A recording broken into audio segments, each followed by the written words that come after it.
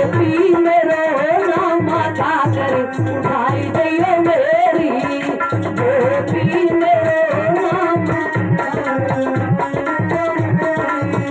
मोहन गना श्याम गाकर उठाई दैयो मेरी।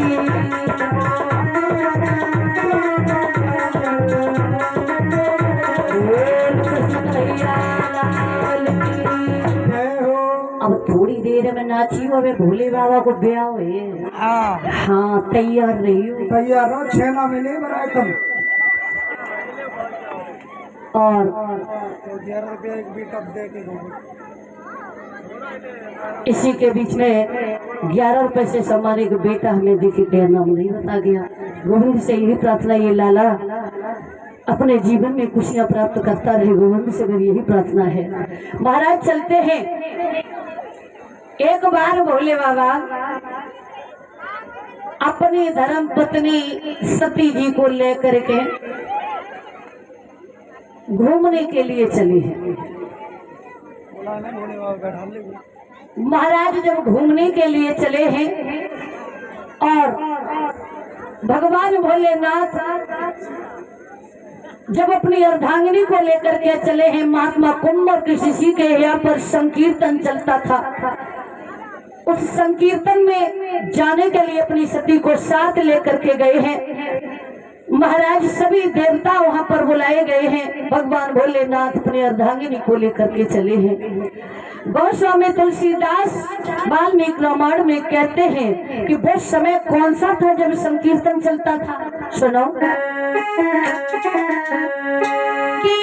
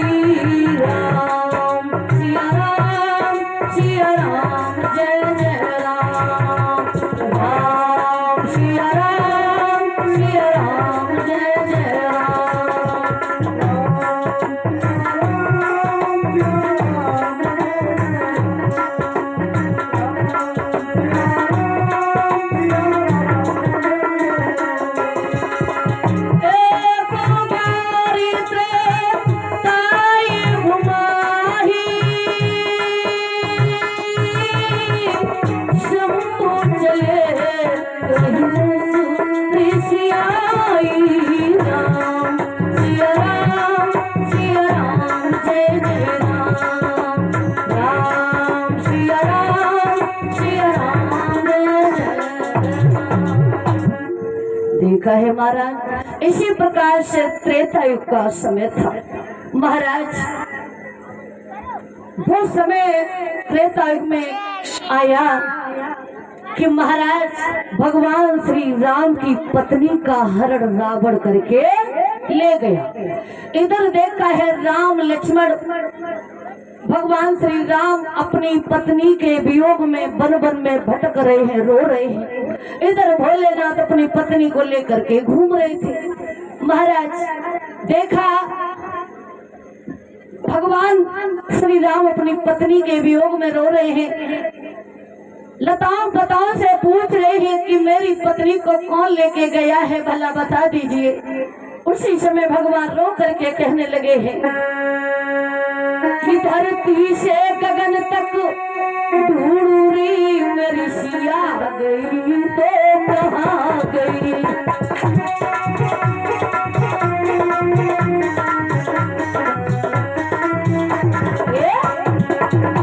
धरती से गगन तक ढूंढी मेरी सिया गई तो कहाँ गई।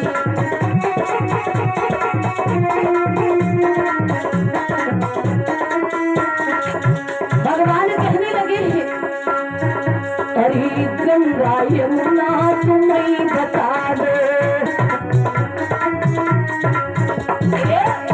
अरे गंगा यमुना तुम्हें बता दो।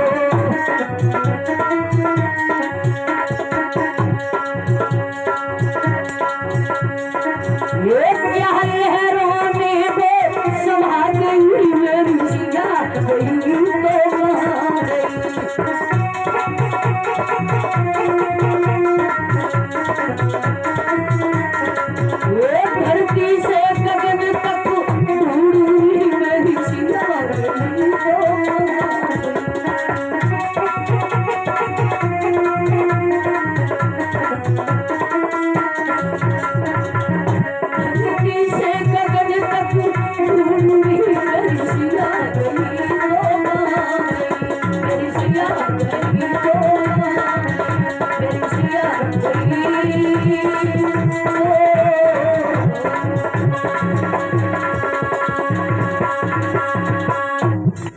देखा है महाराज, भगवान श्री राम अपनी पत्नी के वियोग में रो रहे हैं।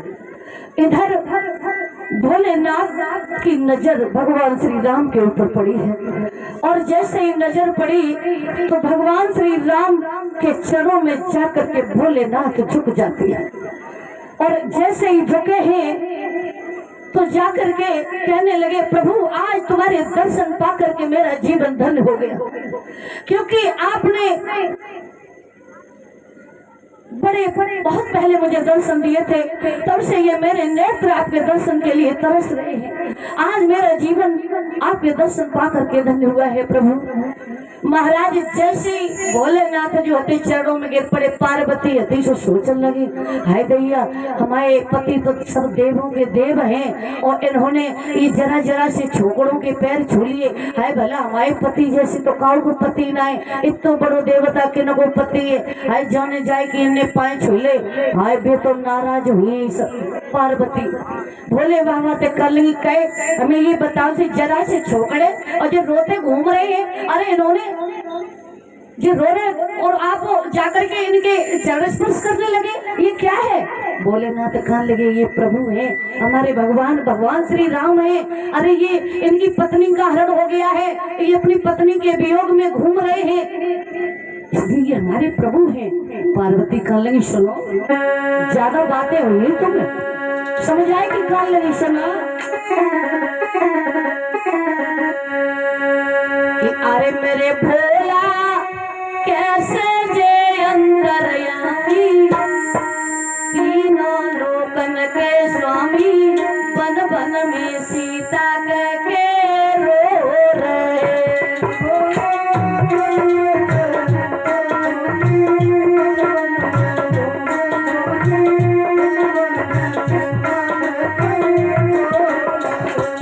स्वामी अगर ये अंतर्यामी ये तीनों लोगों के देव है तो ये नहीं मालूम मेरी पत्नी को कौन ले गया, और तुम इन्हें स्वामी बता रहे? अरे शांत रहो। अरे बोला कैसे जे अंतर्यामी, तीनों लोकन के स्वामी, बन बन में सीता कह के रो रहे।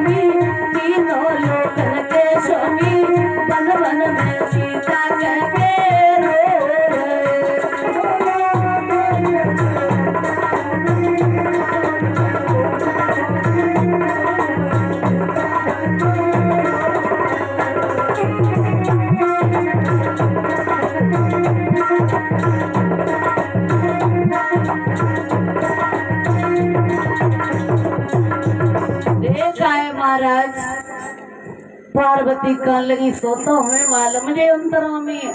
भोले बाबा कहने लगे, तुम पागल है गई, तुम आई की समझिए अंतरामी है, अरे इनसे पंगा मत ले लियो। बोले क्यों?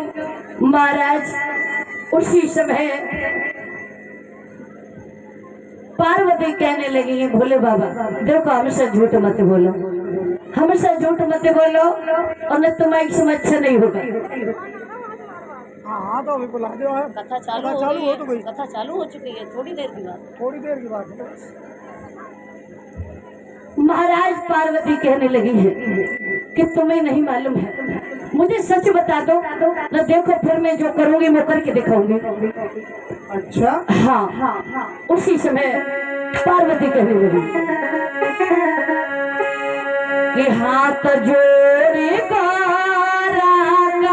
अरे मेरे स्वामी, देखो अरे सही बताए ना, अच्छा नहीं होगा।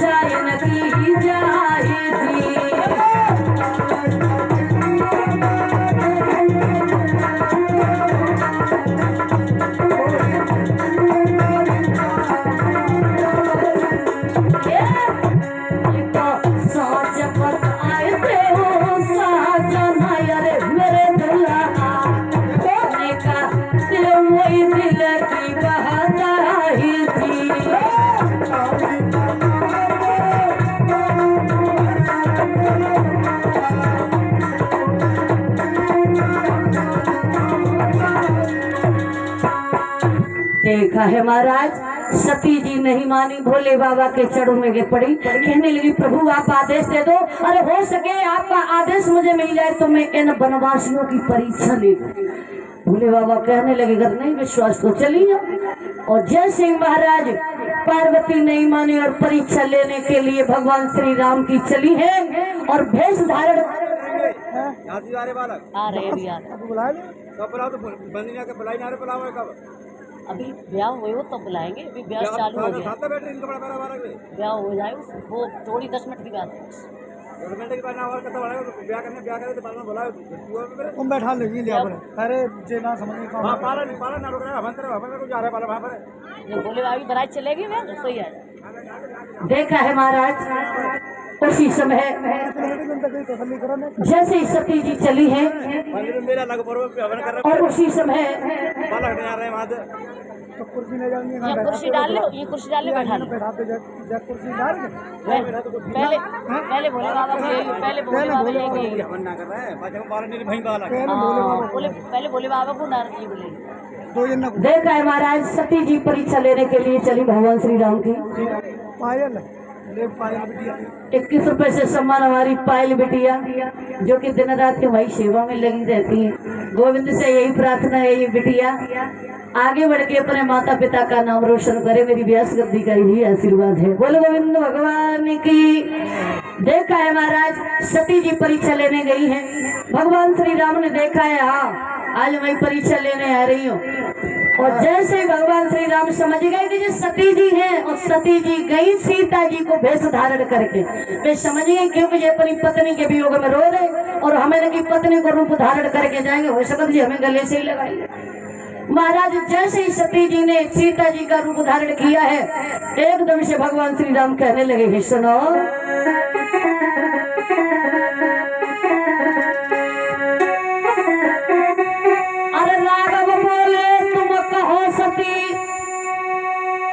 भैया परीक्षित महाराज, अरे राघव बोले तुम कहो सती, हाय भोले का करिया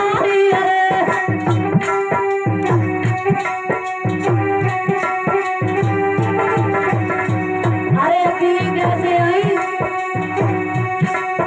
अरे राघव बोले कहो सती,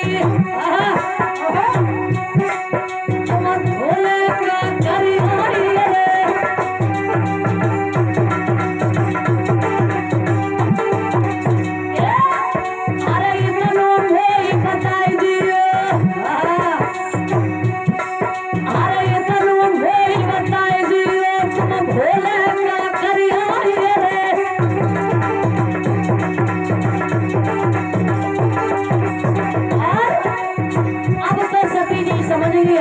चोरी पकड़ी ये काम है,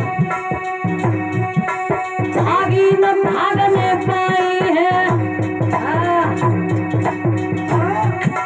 भागी न भागने पाई है, तब मुस्काए रे गिरधारी रे,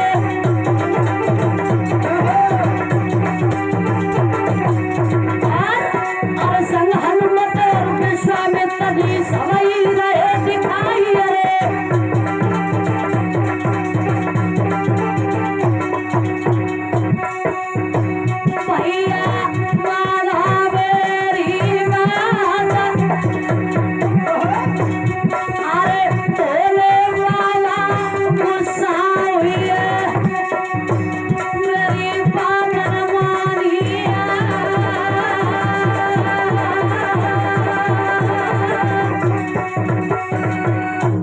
देखा है महाराज, सती जी परीक्षा लेने चली गई, नहीं मानी, लौट करके आई, भोले बाबा तक कर लगी, अरे इधर बैठा लो, वहां क्यों बैठा दिया, इधर कुर्सी लो सामने।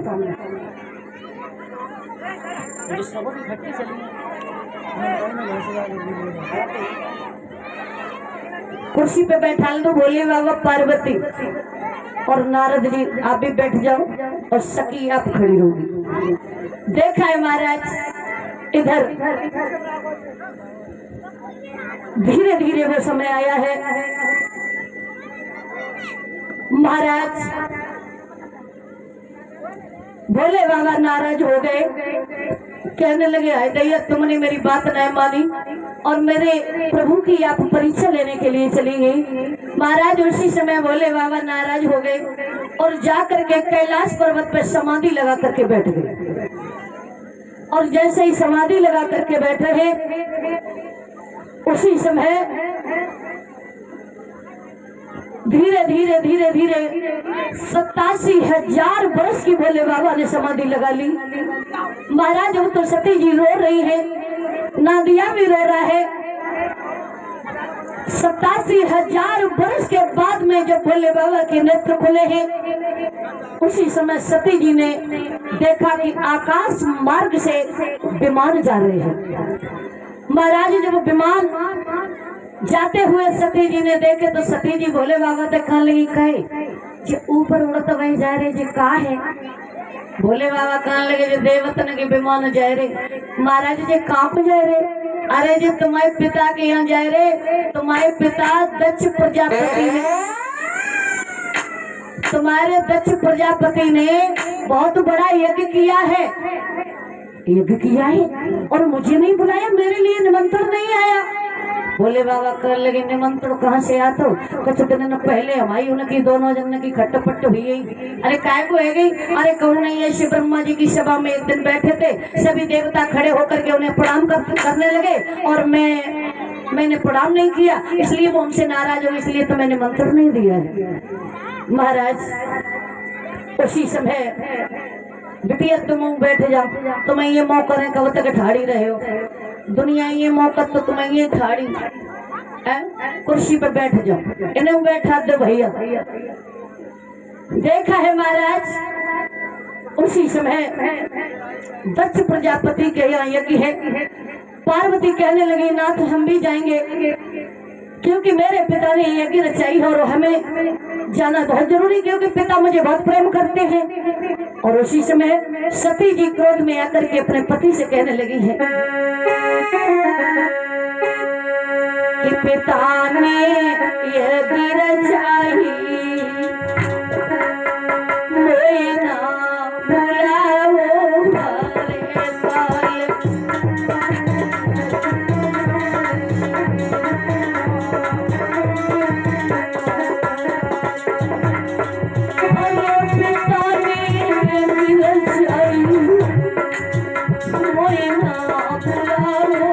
हरे साल।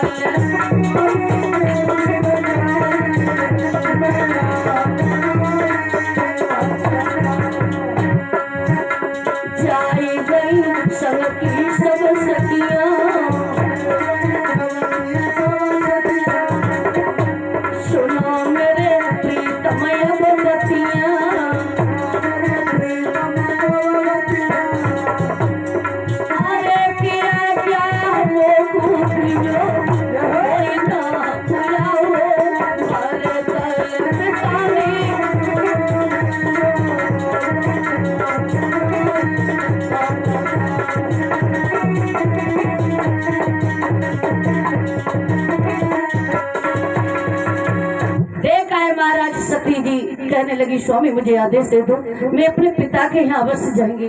उसी समय सती जी नहीं मानी और भोले बाबा को नहीं पूछा और मायके के लिए तैयार हो गई। भोले बाबा ने कहा है, सती जी तुम जा तो रही हो लेकिन अच्छी बात नहीं है। सती जी कहने लगी है, पति देव तुम्हें नहीं मालूम है, अपने पिता के यहाँ तो लड़की कभी भी जा सकती है। भोले बाबा कहने लगे, देखो पिता के यहाँ नहीं, पिता के यहाँ जाओ, चाहे भैया के यहाँ जाओ, चाहे गुरु के यहाँ जाओ या मित्र के यहाँ जाओ, बिना बुलाए चले जाओ, कोई परेशानी नहीं है। लेकिन कारण एक है, जब कोई मित्रता हो या प्रेम हो तब तो जाओ। आपके जब पिता ने जब आपको निमंत्रण नहीं दिया तो आपका वहाँ सम्मान नहीं होगा। महाराज उसी समय सती जी नहीं मानी और नदिया को साथ में लिया है और अपने दक्ष प्रजापति के यहाँ चली जाती है। जब दक्ष प्रजापति के यहाँ जाकर के देखा है कि सभी देवताओं के सिंहासन पड़े हैं लेकिन मेरे पति का सिंहासन नहीं है, इतना अपमान बर्दाश्त नहीं कर सकी सती जी। सोचने लगी है क्या करूं, अब क्या करूं। उसी समय सती जी एक अंगूठे पर खड़ी होकर के और आती हुई एकदम से अग्नि को प्रकट किया है और अपने शरीर को जला करके वहीं पर भस्म कर दिया है। जैसे ही सती जी ने अपने शरीर को भस्म किया है, महाराज ये खबर भोले बाबा को जब नदिया देता है, भोले बाबा को जब खबर मिली है तो भोले बाबा से कहा है कि तुम समाधि लगाए रहोगे, बैठे ही रहोगे क्या? अरे मैया ने अपने प्राणों की आहुति दे दी है। महाराज एकदम से क्रोध में आकर के भोले बाबा ने अपने जटाओं को जमीन पर पटक दिया। उस जटाओं से एक वीरभद्र नाम का राक्षस पैदा हो गया है और उसको आदेश दिया है कि जाओ दक्ष प्रजापति के यहाँ जा करके उसकी यज्ञ को धूल में मिला दो। महाराज जैसे ही वीरभद्र नाम का राक्षस पहुंचा है और जा करके सभी यज्ञ धूल में मिला डाली और दक्ष प्रजापति का सर काट करके एक बकरे का सर लगा दिया है।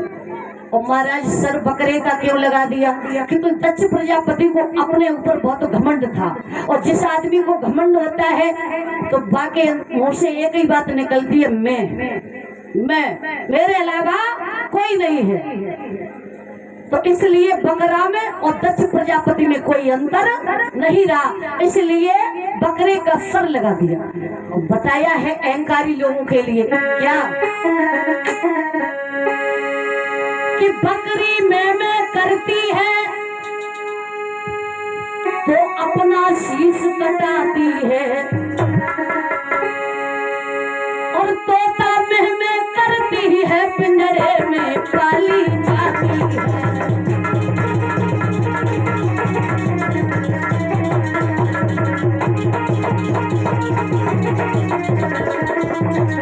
देखा महाराज बकरा और बकरी में मतलब अहंकार के मुख से यही शब्द निकलता, मेरे अलावा इस दुनिया में कोई नहीं है।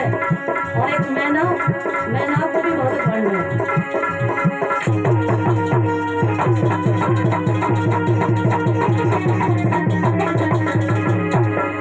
एक बकरी मैं करती है तो अपना शीश कटाती है, एक मैना मैं करती है पिंजरे में पाली जाती है।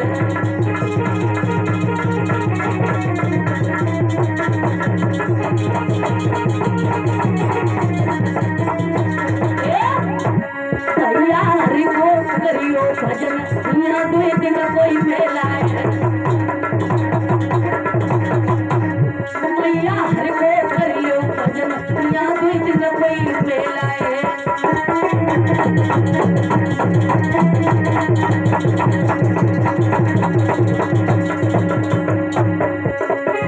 कोई मेला है, यहाँ दो दिन कोई मेला है। वीरन हरि को करियो भजन, यहाँ दो दिन कोई मेला है।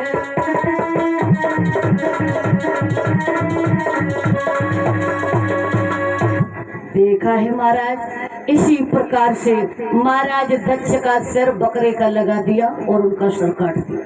उसी समय भोले बाबा अपनी पत्नी के वियोग में चले हैं और उस जले हुए शरीर को अपने हाथों में लिए पूरे पृथ्वी लोक के चक्कर लगा रहे हैं, मृतलोक में घूम रहे हैं। हाय देवी हाय देवी हाय देवी करते करते परेशान।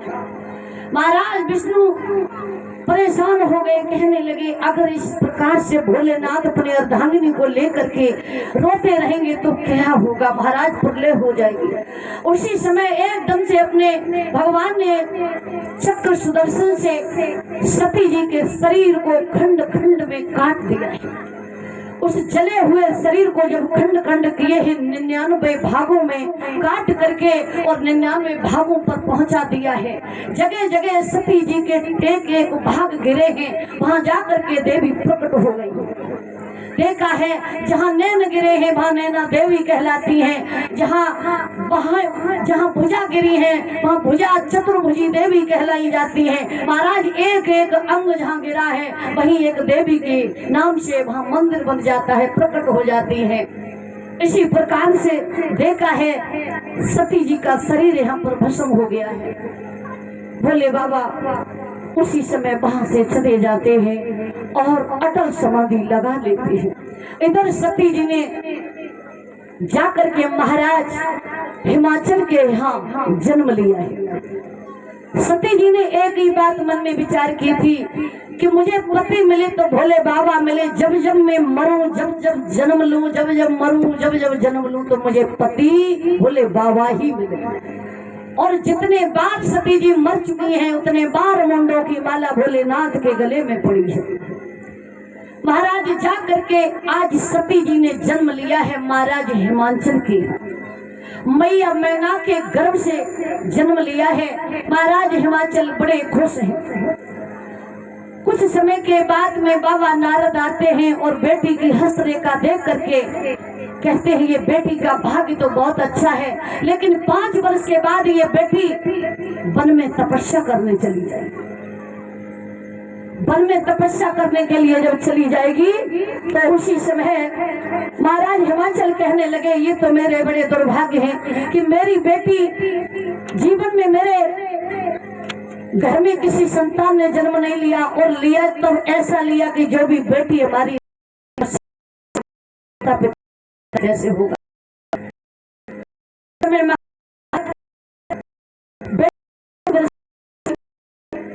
महाराज ने पिया का नाम रखा है। गिरजा जब नाम रख दिया, जा करके बिटिया 5 वर्ष की जब हो गई तो उसी समय तपस्या करने के लिए जंगल में जाने के लिए तैयार हो गई। तो मैया कहने लगी बिटिया तुम्हारी छोटी सी उम्र है, तुम जंगल में तपस्या करोगी, मैया कैसे रहेगी? और मैया रोने लगी है।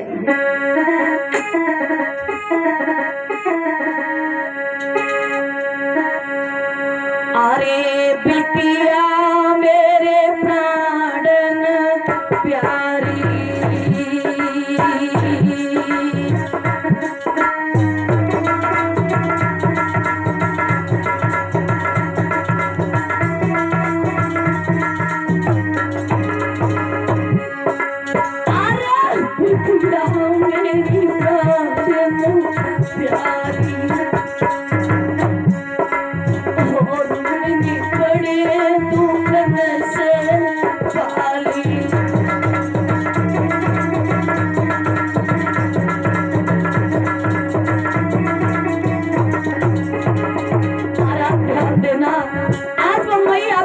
के लिए रोने लगी है। बेटी तू वन में तपस्या करेगी, तू 5 वर्ष की तेरी उम्र है, भला ये मैया कैसे रहेगी? अरे को झूरो है साँझ सवेरे, को झूरो तो है मुरारी अरे को झूरो बदल पड़े में, को झूरो तू 3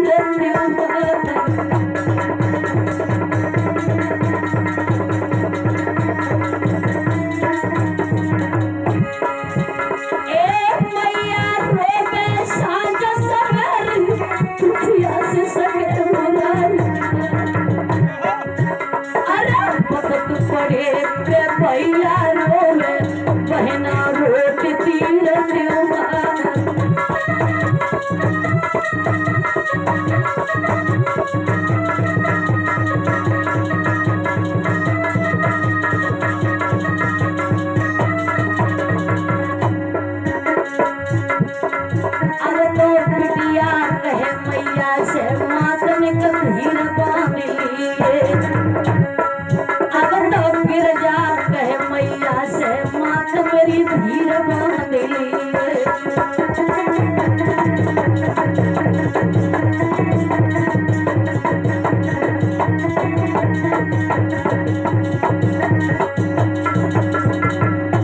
देखा है महाराज।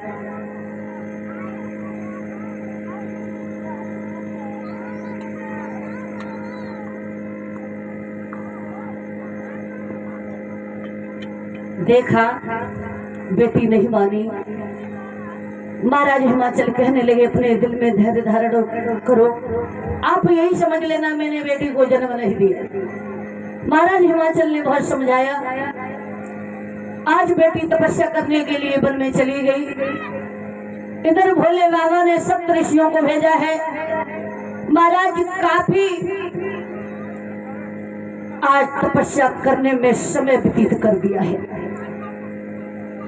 बहुत समय जब बीत गया है तो भोले बाबा कहने लगे जाओ बिटिया गिरजा की परीक्षा ले हो जाए। सप्तऋषि भेजे और कहने लगे जाओ हमारी बहुत बुराई करियो, इतनी बुराई करियो जितनी कर पाओ उतनी हमारी बुराई करियो। महाराज सप्तऋषि गिरजा के पास में गए, भोले बाबा की बुराई करने लगे, कहने लगे बिटिया तुम जी किने के ऊपर इतना सुंदर शरीर जलाए रही हो। हाय गिरजा कहने लगे देखो ज्यादा बातें करने की जरूरत नहीं है, मैं तो अपने भोले बाबा की याद में और भोले बाबा की शक्ति प्रणाम यहाँ पर मैं अपनी जान को गवा देंगे, लेकिन भोले बाबा के नाम की हम शक्ति लगाएंगे, यहाँ पर उनके नाम की हम समाधि लगाएंगे, हम यहाँ से उठने वाली नहीं हूँ। हाय राम सप्तऋषि कहने लगे हैं तो मैं नहीं मालूम बिटिया, अरे उनके कहूँ मकान उनाए जिनके पीछे तुम अपने इतने सुंदर शरीर को जलाए रही हो। हाय पार्वती कहने लगी हम उनके मकान नहीं तो और अच्छी बात है, कहूँ झाड़ू पोछा नहीं करना पड़ेगा। सप्तऋषि कहने लगे वे कभी कपड़े नहीं पहनते, ऐसे नंगे घूमते रहते हैं। अरे अच्छी बात है कपड़े धोने नहीं पड़ेंगे। महाराज सप्तऋषि कहने लगे उनके कहीं घर मकान महल फैले नहीं है, तुम चक्कर में शमशान में रहते हैं, आराम है बहुत, शमशान में रहते हैं, ऐसे ही धूल मिट्टी को लपेट लेते हैं और ऐसे ही भांग धतूरा खाते, कुछ खाते भी नहीं है। पार्वती कहने लगी अच्छी बात है कुछ नहीं खाते, इतने अच्छी ससुराल के लिए मिलेगी जो बर्तन साफ करने नहीं मिलेंगे। पार्वती कहने लगी कोई बात नहीं है, जो भी है सब अच्छा है, हमें तो आराम है। अरे अच्छी बात है कहीं मकान मिलता तो उसका झाड़ू पोछा करना पड़ता, अरे अच्छी बात है। अरे एक गांव में कम से कम 2 शमशान तो होते ही हैं और मार्केट में तो कम से कम 10 बंदे होते हैं, लेकिन अगर बड़ा गांव है तो कम से कम 2 होंगे, अगर छोटा है तो 1 होगा। तो पार्वती कहने लगी कोई बात नहीं, हम तो वहीं शमशान में रह लेंगे, आराम से चारपाई डाल के सोया करेंगे, कहीं झाड़ू पोछा की जरूरत नहीं पड़ेगी। पार्वती ने कोई बात नहीं मानी। उसी समय सप्तऋषियों ने जाकर के भोले बाबा से कही अब ऐसा करो बराती की तुम तैयारी करो, बिटरी अब बहुत मजबूत है, बोल उठने वाली ना है। वो तुझे कह रही हम तो बिना की अर्धांगिनी हूँ तो बिना की पूजा करूंगी। महाराज भोले बाबा को बहुत समझाया, सप्तऋषियों ने इधर देखा है भोले बाबा को बारात की तैयारी करवा रहे सप्तऋषि। सभी ब्रह्मा विष्णु आते हैं और ऐसा ही नहीं ब्रह्मा विष्णु नहीं महाराज देश विदेश के भूत चुड़ैल आए, शौकनी डाकनी चुड़ैलियां भुतरियां पता नहीं कौन कौन से देश से आई भोले बाबा की बारात में। अरे भोले बाबा अब ऐसा करो ने उठ जाओ, नारद जी को साथ में ले लो और तुम्हारी भूत चुड़ैल कहाँ है इनके चक्कर लगाए लो आस पास के, और इन्हें देवी जी को बैठो रामदेव को छोड़े हो नहीं। देखा महाराज आगे आगे नारद जी चले हैं, पीछे पीछे भोले बाबा डमरू को बजाते हुए नाचते हुए, तुम्हें भूत कहाँ है? भूत इनके साथ में है नाचत गाते भाई जाओ तो सामने से आओ तो देखो। देखा है महाराज भोले बाबा आज भूत चुड़ैल सजाने लगे हैं। कैसे? नारद को तावेदार की भोला कौन सजायो री, नारद को तावे नारद को तावेदार की भोला कौन सजायो री,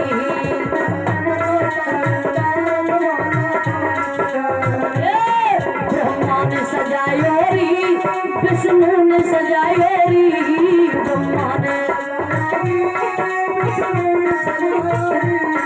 ब्रह्मा ने सजायो री विष्णु ने सजायो री,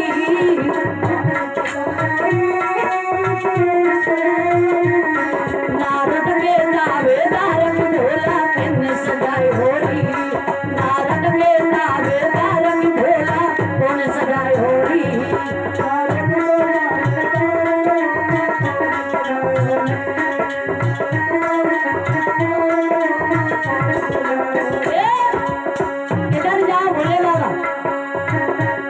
भूतन सजायो री चुड़ैलन सजायो री, भूतन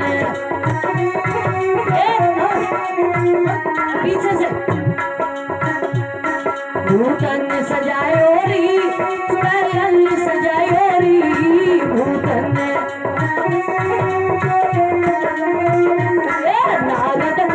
नारद को दावेदार की भोला कौन सजायो री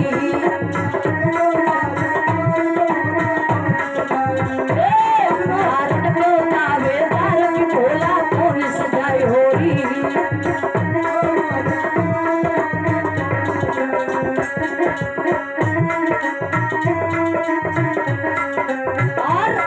शुक्र ने सजायो री शनिचर ने सजायो री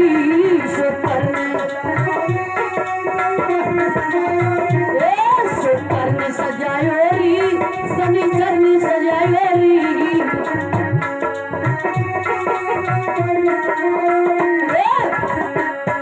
अब बन गए ठसेदार की भोला कौन सजायो री अब बन गए ठसेदार की भोला कौन सजायो री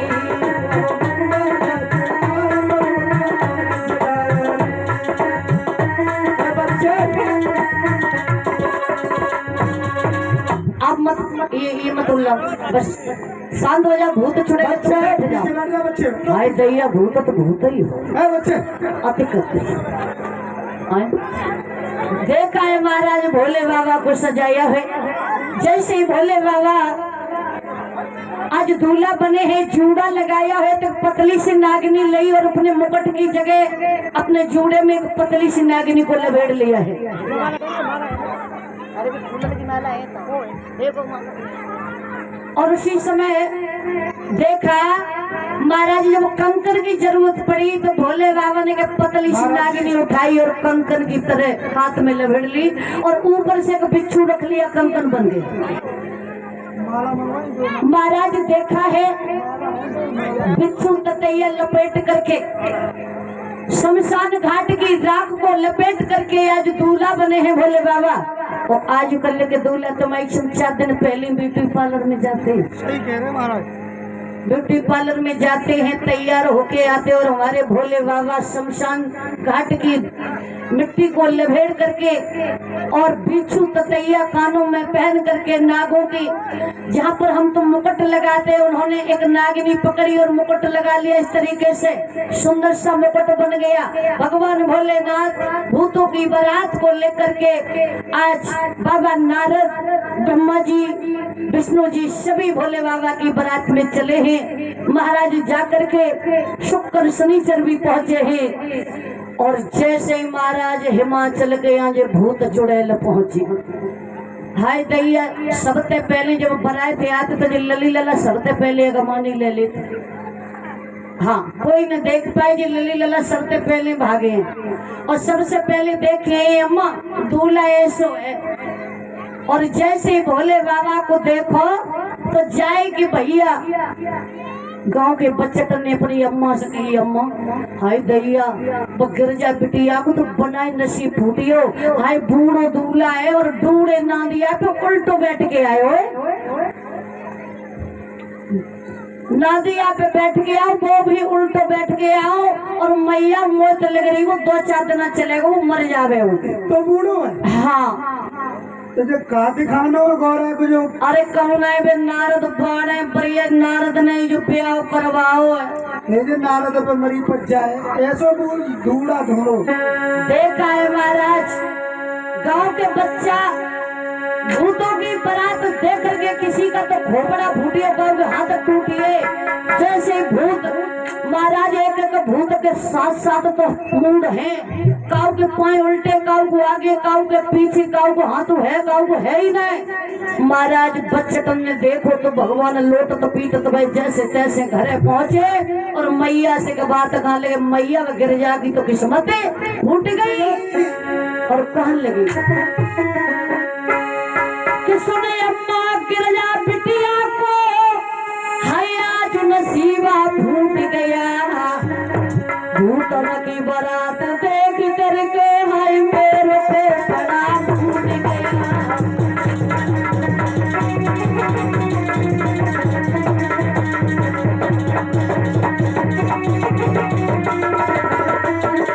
मैया हाय दैया बूढ़ा दूल्हा है और भूतन की बारात पटके लगी जैसे तैसे तो घरे पहुंच पाई। मैया सुनो सुनो अम्मा गिरजा बिटिया को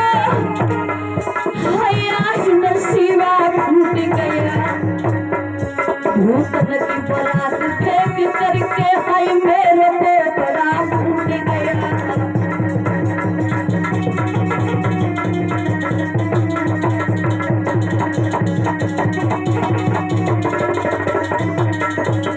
और सुनो भैया, अरे वो बराती की क्या हालत है तुम्हें पता है?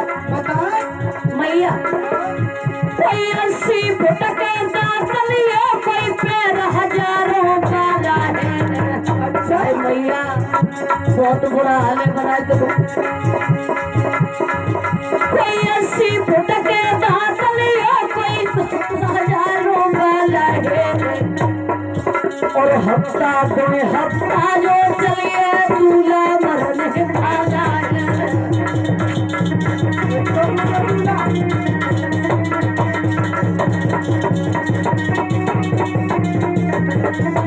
अरे मैया तुम्हारी सब मैया बहुत बुरा हाल है। सुनो अरे बेड़ा हाथ की जोड़ी लटके अरे पूरे बेले सवारी बेड़ा हाथ की तो गाड़ी लटके रे। अच्छा हाँ अरे बेड़ा हाथ की गाड़ी लटके सवारी अरे भूत प्रेत उसे नगर में मोटी आने वाली।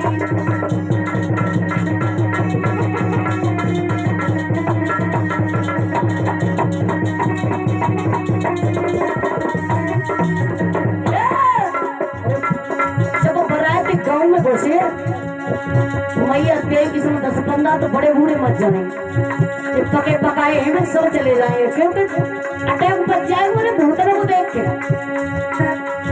अरे जब बरात जब हुसैन घर में मोटी आने वाली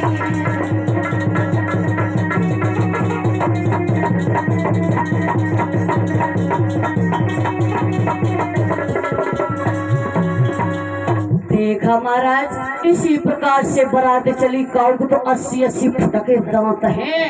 हाय दैया लली लला काय नहीं डराते महाराज बहुत बुरा हाल है। छेना खाना से पटके था। उसी समय महाराज देखा जैसे ही मैया मैना निकल के आई है दूल्हा की हालत देखी। हाय पार्वती की मैया कहाँ लगी। हाय जो नारद उतारी और जाइने ब्याह करवाओ। हाय जाइने मेरी लौड़िया को यहाँ ले आए कि कद्दो आए जय का तो भोले बाबा के संग ब्याह करवाए दिए तुम्हारी बिटिया को। हाय जो ही हस्तरेखा देख के गो तो जाइने मेरी बिटिया की किस्मत बहुत गई। हाय दैया जो ढूंढे ना दिया पे बैठ के आओ तो बूढ़ो। हाय दैया हमने समझाए मरिए मेरी लड़की नहीं कैसे रहे। तो खांसे तो फिर मच जाएगा काऊ देना। महाराज उसी समय एकदम से नाई आओ और मैया मैना को बाने ऐसे शब्द कहे सो मैया मैना तो वैसे रोए रही हती तो बाने आगे हो लगाई दी। नाई का लगो मैया अरे ये दूल्हा एकदम नंगा और चुप कर बैठे वो दंगा। मैया जो दूल्हा बहुत नंगा जैसे पंगा मत लियो तो चुप है जाओ। अच्छा कि ये दूल्हा एकदम नंगा झूम कर बैठे वो पंगा जी कर बैठे वो दंगा तुम्हारे द्वार पे। मैया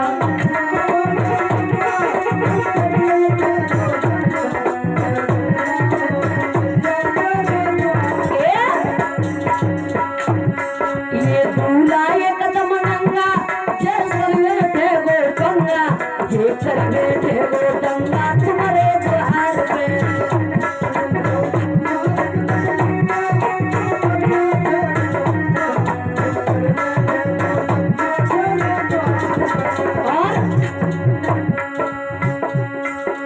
ऐसी बरस को दूल्हा जब ना दिया है दूल्हा।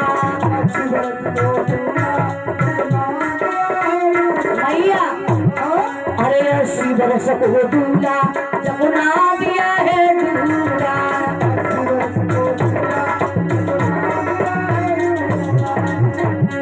अरे 1.5 हाथ की दाढ़ी और दूल्हा एक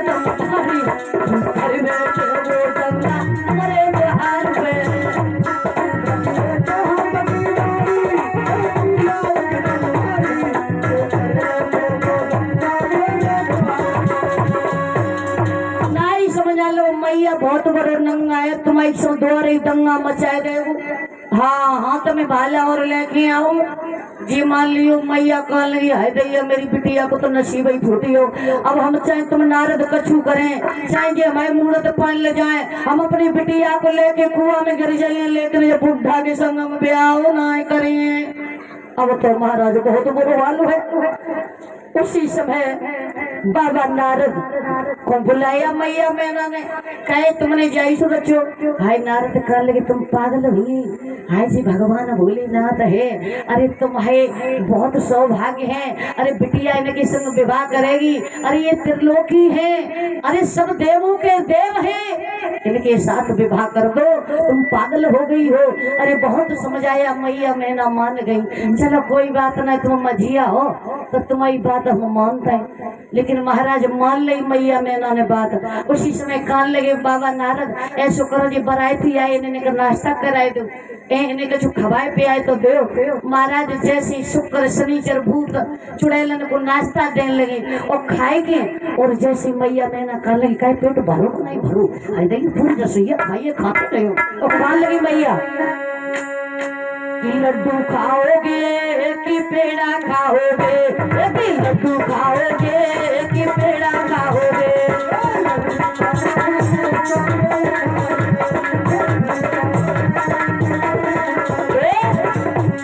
ले आओ ले आओ ले आओ ले आओ ले आओ, लड्डू खाओगे कि पेड़ा खाओगे, लड्डू खाओगे कि पेड़ा खाओगे।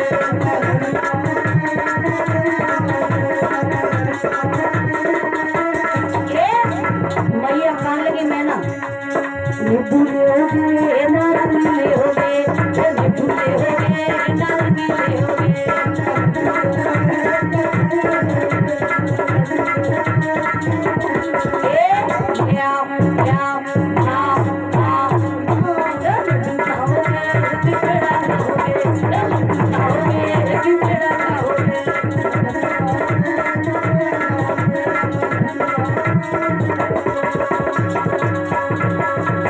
देखा है महाराज इसी प्रकार से मैया मैना ने बारात को जौनार कराई। उसी समय जैसे ही बारात उठी और भैया पार्वती की सहेलियां आशीष बारात को थोड़ी गाड़ी गा लगी। अब यहाँ की मैया तो गाड़ी गाती जानी कहा गाती नदुआ सतुआ नान में घोरे बैठो बैठो खावे, तू सात बाप को जाओ तू मांगत तो मैं देखते। लेकिन नहीं, मेरी श्रीमद् भागवत कथा में लिखा है क्या काए उठी बैठे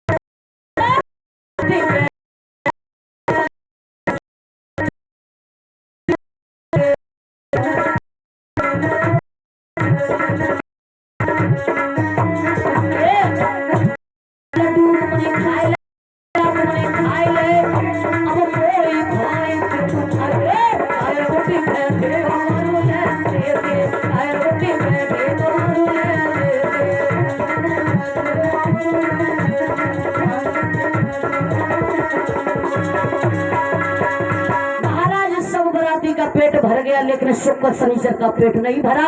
अब तो वे कहीं ले आओ और ले आओ।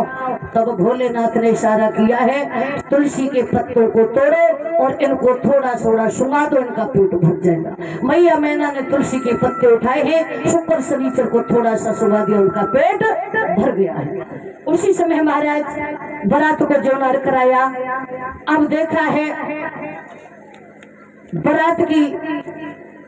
बारात तो भैया चढ़ी रही है, क्योंकि ये बारात को खवाओ जा रही है, भोले बाबा दूल्हा बने हैं।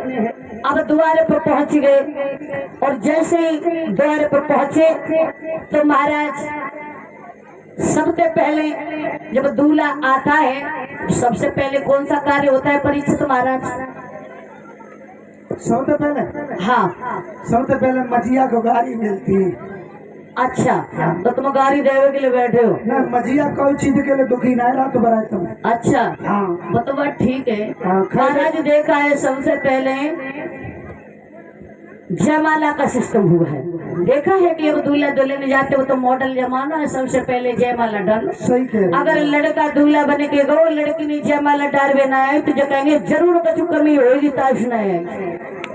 भैया सबसे पहले जयमाला डलवाते हैं लड़की। तो चलते हैं भोले बाबा, खड़े हो जाओ जयमाला के लिए। तो माला ने कहा गुलाब की नाला ये तो गुलाब देखा है पार्वती नारद जी ने की जयमाला डलवाए दो, गाड़ी तो तुम पे पैसों पत्ती है तो ब्याह कराए दो।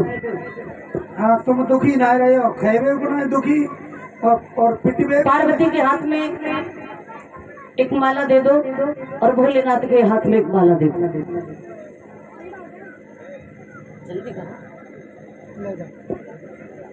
देखा है पार्वती आज भोले बाबा को देखकर बड़ी खुशी है। अपनी मैया देखी, मैया तुम चिंता मत करो, हमारे बूढ़े हैं, हमारे बूढ़े बने रहेंगे, हम तो इन्हीं के संग में करेंगे।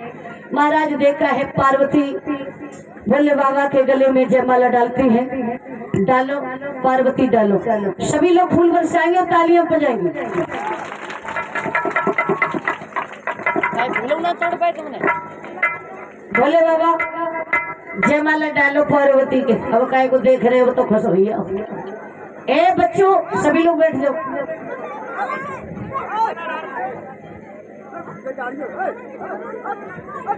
भोले बाबा जयमाला डालो पार्वती के गले में। बोलिए भोले बाबा की। महाराज बैठा लो। इसी प्रकार से भोले बाबा की जयमाला का सिस्टम हुआ है।